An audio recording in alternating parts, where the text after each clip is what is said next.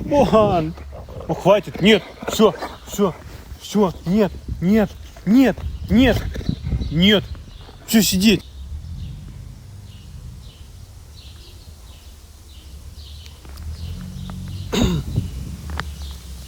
25 лет такой чекпоинт интересный. Это как будто прошел первую часть игры, и все, уже загрузка пошла, и потом уже как будто другой уровень. И это, в принципе, с дня рождения ощущал, но как-то не давал времени себе осознать это 25-летие. Вот я только сейчас осознал. Ё-моё, 25 лет, это же примерно 33% жизни. Но может быть чуть поменьше. Ну, четверть тоже не скажешь. Ну, короче, нормально так уже прожито. И можно сказать, мысли Джокера умные. Есть, в принципе, право на это, думаю. Я сел, собрал 50 мыслей, которые я принял для себя к 25 годам. Потом сократил их до 25. Думал, на самом деле, видео будет 25 мыслей к 25. Но нет, 15, хватит. Отфильтрованные 15 мыслей, остальные повторялись все. Первое, что я понял, это привычки формируют нас, и в здоровом теле здоровый дух. Такая заезженная фраза. И я ее до сих пор ненавижу. Ее столько раз повторяли, но ее не могли нормально сказать, без кринжа, да. Ее говорили постоянно как-то. В здоровом теле здоровый дух, знаешь. Вот. И это на самом деле так оказалось. На самом деле, если себя пересилить, если начать заниматься спортом, там не нужно там даже качалка. Йога нормально. Даже не то, что йога. Ух ты, бабочка. Даже не просто йога. В принципе, ходить каждый день по 10 тысяч шагов, это уже все довольно достаточно для здорового духа, и будете здоровые. И действительно, когда есть физическая нагрузка, депрессивных мыслей становится меньше. Ну вот со мной так случилось. Я как бы о себе же рассказываю, 15 мыслей для меня, может, они и вам помогут. Но вот для меня так случилось. И я сейчас все больше и больше спорта в свою жизнь приношу. В отличие от других способов эскапизма, это не способ эскапизма такой, что мы просто убегаем. Это способ отсеять неважные проблемы. И когда я занимаюсь спортом, особенно бегаю, мозг как бы перезагружается. Когда вот бежишь на пределе, у тебя мозг уже просто думает, как бы он в режим выживания переходит, и думаешь такой: о, я бегу вот 10 бы километров добежать, не сдохнуть бы до них. И в этот момент мыслей ноль. А потом, когда уже добежал, уже идешь легким шагом, возвращаешься домой, вот тогда уже мысли по одной как бы заново в голову загружаются. Вторая важная мысль. Дисциплина и свобода не противоречат друг другу. Когда я это осознал именно, то есть одно дело понять, да, дисциплина и свобода противоречат друг другу. Ну да, интересно сказал чел, красава. Одно дело просто услышать, другое дело осознать. Дисциплина, она наоборот расширяет рамки свободы, в которой мы существуем, и дает нам, по сути, больше свободы. Самый простой пример дисциплины — это день наш, да, когда мы ложимся спать, когда мы встаем. И если мы будем спать столько, сколько там нужно, не будем пересыпать или не будем недосыпать, окажется, что время бодрствования, оно либо будет намного продуктивнее, если мы не досыпали и стали высыпаться, либо его просто больше появится, если мы ложились там, не знаю, в 12 и просыпались в 12 часов спали, и потом еще часа 4 уходило на то, чтобы более-менее прийти в себя, когда встал, а там уже опять, да, спать или в ночь уходить. И если эту дисциплину соблюдать, то свободы становится намного больше. Не романтизируй деструктивное. Это вообще большая проблема для подростков. И не просто для подростков, а именно для тинейджеров, да, то есть по-английски teenager — это teen, то есть 19 лет — это еще тинейджер, да, для тинейджеров, Да и не только для тинейджеров, я думаю, и в 20 лет, и в 25, в принципе, лет многие это романтизируют. Конечно, нам больше нравится видеть какого-то чела с сигареткой, красивого, который так пафосно еще курит. Или Райана Гослинга из фильма «Драйв», который из отчаяния ходит там, бьет морды этим бандитам. Но это может быть красиво в кино, но, согласитесь, в жизни, конечно, хочется быть Райаном Гослингом, но водителем из фильма «Драйв» как-то не сильно хочется быть. Не хочется по этой дороге идти. Скорее хочется посмотреть на, не знаю, какого-нибудь соседа, у которого счастливая семейная жизнь, свой дом и так далее. Скорее это хочется брать в пример. Поэтому не надо романтизировать деструктивное. Fake it till you make it. Это на английском шикарнейшее выражение. Я раньше думал, что оно относится только к рэперам. Это о том, что, начинай читать рэп, да, о том, что у тебя сучки, бабки, тачки. А потом, когда это появится, тогда, ты, в принципе, будешь о правде читать. А сейчас, просто начни с этого. Нужно себе присваивать целевую роль, которую мы хотим достичь. Например, я хочу, чтобы у меня блоги были. Блогером хочу быть крутым маркетологом. Чтобы этой цели достичь, нужно уже сейчас присвоить, что, я блогер, а я еще крутой маркетолог. Очень важно еще к этому fake it till you make it относится внешний вид, в принципе. У меня серьги.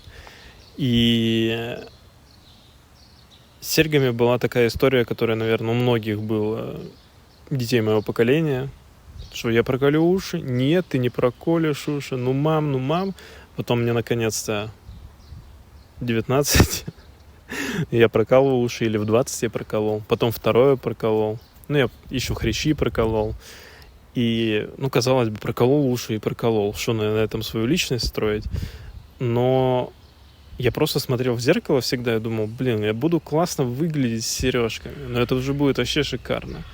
И вот всегда с этой мыслью жил. И потом сделал.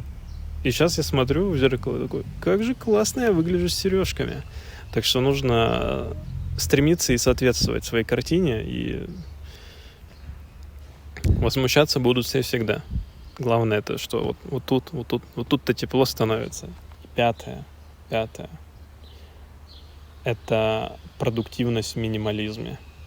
Сколько я не перепробовал всего. Я не скажу, что у меня ADHD, там, СДВГ, все такое, но, знаете, что-то есть похожее. И самое близкое к тому, что я нашел, я не ходил к психологу, я такой, я мужик, я не пойду к психиатру, я лучше сойду с ума.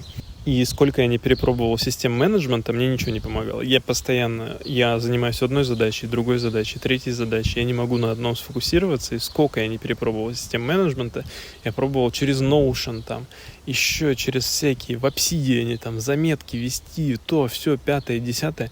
Оказалось, что все самое лучшее для тайм-менеджмента — это все, что умещается на листочек. Это все, что умещается на листочек. Это Things 3, менеджер задач, который буквально просто галочки поставить, что сделал, что не сделал. Это календарь в телефоне, обычное дефолтное приложение календаря. Просто вот у меня тут встреча, как будто нарисовал на стене на календаре, на настенном. Или заметки, где просто вот что-то записал, Apple'овские заметки, например, или если не Apple'овские, на Android тоже на некоторых там есть хорошие приложения, я имею в виду дефолтные для заметок. Если не дефолтные, это какой-нибудь Evernote, например. Чем проще, тем продуктивнее. Я наконец-то более-менее владею своим временем, хотя я сейчас, в принципе, занимаюсь не тем, чем должен заниматься, но занимаюсь полезным делом. Все равно одной из задач, которую я себе поставил.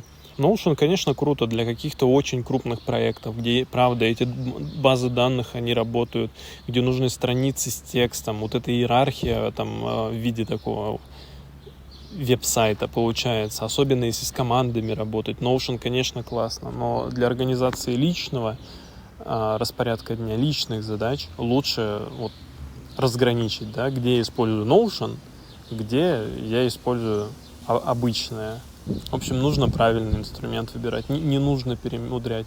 Это так же, вот как я сейчас записываю, я красиво сижу на стульчике, сзади у меня зелень, спереди зелень на камеру. Это было бы то же самое, если бы я купил себе камеру Blackmagic, например, для того, чтобы это снимать. Но у меня Sony ZV-E10, которая стоит во сколько раз? В 4 раза, наверное, дешевле. Нужно просто инструменты под задачи правильные выбирать. Очень важно записывать мысли, все мысли записывать. У меня для мыслей Джокера есть Apple'овские заметки, красный мой дневничок, который я записываю, зарисовываю что-нибудь. И у меня еще есть такой дневничок-черновичок, где, в принципе, нет тематики или формата какого-то, я просто там где-то рисую, где-то конспекты пишу, где-то просто что-то записываю, где-то распорядок дня планирую. Ну, он просто вот черновик, который со мной. У меня там закладочки есть, если я что-то интересное наделал, там я это могу потом использовать. Вот так вот. Важно записывать свои мысли, потому что, наверное, у всех было такое, что какая-то мысля пришла, а потом, мысль-то классная была, а я ее забыл. И очень грустно. Лучше же, когда откроешь заметки, посмотришь, только, а мысль-то не такая классная была. Ну ладно, буду думать еще. Умей говорить нет. Вот это очень важно. Просто надо уметь. Я понял, что на самом деле быть услужливым помощником, это мне раньше казалось почему-то это сложно быть так. Вот смотрю на людей, он тому поможет, этому, третьему, четвертому, пятому поможет, всем ходит, помогает, но сам как-то не может себе помочь. И простое нет, расставление приоритетов очень сильно помогает. Потому что я по себе понял, что ходить и всем помогать, со всем соглашаться, это намного проще, чем сказать кому-то нет. И иногда, да, это сложно, но это даст свободы душе для развития. Завидуй продуктивно. Как, наверное, и все, я был в этой яме, где мне столько-то лет, вот ему столько же лет, он уже то-то, то-то, то-то, а я ничего. Я не смог уйти из соцсетей. Мне нравятся соцсети, мне нравится все, что там происходит. Это, я считаю, это красота, все, что происходит в соцсетях. От разврата до каких-то расследований, до всего. Я люблю соцсети, поэтому я подписан много на кого, я много кого читаю. Но чтобы в этом мире существовать, не сойти с ума, мне пришлось поменять мой настрой. Не завидовать, а продуктивно завидовать. Хотя это уже не зависть, но давайте называть это продуктивная зависть. Это смотреть и так, да, он в мое время добился большего, чем я. Значит, что? Значит, мне его нужно догнать и желательно перегнать. Что я для этого могу сделать? То-то, то-то, то-то. И делать. Вот. Это звучит так, ага. Звучит-то просто, а как сделать-то? К сожалению, это я рассказать не могу. Потому что оно как-то само пришло. Это нужно все пережить, и мысли эти приживутся. Лучше сделать и сожалеть, чем не сделать и сожалеть. Тут скажу просто все, что было в моей жизни, что я сделал, я посожалел и перестал. Было и было. Было и прошло. Все, что я не сделал, оно до сих пор за мной ходит. И я до сих пор, почему же я это не сделал? Почему же я это не сделал? Некоторые планы, наконец-то, они приближаются. Наконец-то я делаю вещи, которые не сделал, чтобы в них разочароваться в моменте и забыть. Или, может быть, не разочароваться. Кто знает, как получится. И уже 10-е, ужас. Я сижу, уже 10-ю штуку рассказываю. Если вы это все слушаете, старайся созидать больше, чем потребляешь. Это очень важно, чтобы не выгореть нигде. Если мы начинаем сильно много потреблять, мы начинаем терять интерес. Кино, игры, музыка, что угодно вообще. Книги, то же самое. Это не значит, что если мы читаем книгу, нам нужно писать книгу. Это просто значит, что если мы читаем книгу, нужно, чтобы было какое-то русло, где мы вот взятое из книги могли бы реализовать. Написать картину, не знаю, сделать рекламную кампанию, построить урок. Может быть, не напрямую по этой книге, опять же. Может быть, она там сыграет просто какую-то небольшую роль, такой толчок, но сыграет.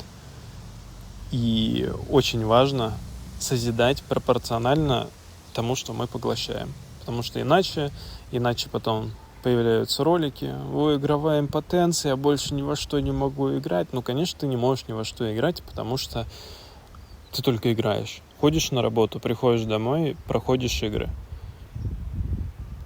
Опять же, это может быть только у меня так. Но когда я начал созидать именно, что-то новое создавать, у меня вернулся интерес просто ко всему. У меня теперь просто не хватает времени, чтобы заниматься всем, чем я хочу, чтобы поглощать все, что я хочу. И это как бы грустно, но это круто. Digital detox — это дело привычки. Может, много видели видео, там: я отказался от девайсов на день, на 2, на неделю. Я отказывался несколько раз, на 3 дня самое долгое было. Я просто телефон отключал, откладывал. И что я за это время понял? Как краткосрочное решение, окей, работает. Как решение, чтобы понять свою проблему, чтобы осознать, тоже окей, работает. Ты без телефона сидишь и понимаешь, что ты там в карман тянешь, еще что-то не можешь делать без телефона. Ты эти вещи просто начинаешь осознавать и потом на них обращаешь внимание. Но постоянно этот digital detox делать, там, раз в неделю у меня день без телефона, это сильно ни к чему не приведет. Конечно, можно так делать, но в другие дни сидеть в Инстаграме, да, что-то как-то не так. Это так не работает. Это дело привычки, это дело дисциплины. Это нужно просто себя мысленно ограничивать. Желательно даже мысленно, не через экранное время в телефоне, мысленно. И только тогда от этого будет результат. Вот я сейчас осознаю, что я могу контролировать свое потребление контента. И это очень классно. Потому что я не хожу, не душню, я не смотрю рилсы, потому что это переработанное говнище для идиотов. Я смотрю переработанное говнище для идиотов, потому что оно мне приносит удовольствие, потому что я от него кайфую. В то же время я его не пересматриваю столько, что больше ничего не могу делать. Опять же, созидай пропорционально потребленному. Я просто понимаю вот эти вот рамки, сколько я потребил и сколько я создал. Бесполезные знания бывают. Вам не нужно знать, как управлять трактором. Опять же, никто не запрещает знать, как управлять трактором. Если интересно, учите. Если управляете трактором, тем более учите. Но если вы трактором не управляете, то вам никто не мешает научиться. Это окей, все нормально. Но если вам это не надо, не делайте этого. Вот и все. Что-то более полезное изучите, более интересное. Это не значит, что нужно изучать только то, чем вы занимаетесь. Я вот маркетологом буду читать книжки про маркетинг только, и больше ничего не буду читать. Нет, так не работает. Работает так, что читай, что тебе интересно, и это путь. Это не нужно себя заставлять что-то читать, что-то поглощать, о чем-то смотреть. Это путь. Через какое-то время какие-то новые интересы откроются, и мы уже к ним пойдем. В саморазвитии очень легко утонуть. Вот эти все саморазвития, сигма-мейл, сигма-путь очень быстро превращается в просто погоню за саморазвитием. Саморазвитие такой уже опошленный термин. Если мы будем его брать как в его изначальном значении, не опошленном еще эрой сигм на ютубе, то саморазвитие — это развитие себя, направленное на что-то, на какую-то цель. Я развиваю себя почему? Я становлюсь лучше почему? Для чего? сейчас саморазвитие приходит к тому, что я саморазвиваюсь, чтобы саморазвиваться. Я просто становлюсь лучшей версией себя. Ну да, классно. А для чего ты становишься? Ну вот ты там накачался, не знаю, не сидишь в Инстаграме, вообще не заходишь в Инстаграм, удалил соцсети, умный, крутой. Но ты ради чего это делал? Если на этот вопрос можете ответить, и счастливы ли вы от этого, вообще вопросов нет. Но в целом вот эта вот вся штука с саморазвитием, это, как по мне, это бред. Нужно просто развиваться, просто постоянно учиться, и саморазвитие, оно само придет. Стоицизм этот, он тоже сам придет. Скорее круче гедонизм. И я вот себя определяю, наверное, уже как гедонист. Потому что я наслаждаюсь тем, что для меня полезно. Вот так вот. Лайфхак, да? Научитесь наслаждаться тем, что для вас полезно, и все, не будет проблем. Отстаивай право на одиночество. Это моя любимая серия в смешариках. Право на одиночество. Художник может быть один, а человек никак. Как бы мы кого-то не любили, сколько бы мы много не общались с кем-то, все равно мы имеем свойство друг другу надоедать. Самым любимым людям даже самым-самым-самым любимым. Я думаю, Ромео и Джульетта, если бы не умерли оба, они бы тоже в какой-то момент друг другу надоели. Когда друг другу надоедаете, не нужно продолжать надоедать. Нужно пойти и заняться собой. Это касается отношений, это касается отношений с родственниками, с друзьями, со всеми. Надоели? Все. И об этом же, я об этом прямо говорю. Я говорю прямо, я устал, мне нужно вот побыть одному. Или ухожу и нахожусь один какое-то время. И сначала как-то странно на это люди реагировали. Сейчас меня все понимают, и всем от этого только лучше становится. Так что отстаивайте свое право на одиночество, потому что вы такие солнышки, у вас столько всего интересного. Вам это просто раскрыть нужно, раскрывайте. И последнее, 15-е. Быть счастливым – это выбор. Шокирующее для меня открытие. Вот сейчас вы скажете, да, быть счастливым – это выбор. А как это? Вот мне быть счастливым, если у меня нет денег, вообще, нет девушки, ничего у меня нет, как быть счастливым? Да муха. Ну так, просто быть. Я вот не могу объяснить. Я в какой-то момент это принял и стал относиться ко всему. Вот что-то плохое в моей жизни произошло. Я такой, так, произошло. Что я с этим могу сделать? Ничего. И что? Я теперь из-за этого буду постоянно расстраиваться? Нет. Если могу изменить, изменю. Не могу изменить, окей. Было и прошло. Все. Я выбираю быть счастливым. Я не хочу, чтобы эта вещь заставляла меня грустить. Вот и все. Я опять же, я не могу вам сказать, как это сделать. Но эту мысль просто можно себе куда-то на подкорок посадить, и через какое-то время она, возможно, расцветет. Потому что тут нет гайда, как быть счастливым. Это просто нужно осознать, и окажется, что это действительно просто выбор. Так что выбирайте быть счастливыми, ребята. Вот. Спасибо, что смотрели. Пока-пока всем.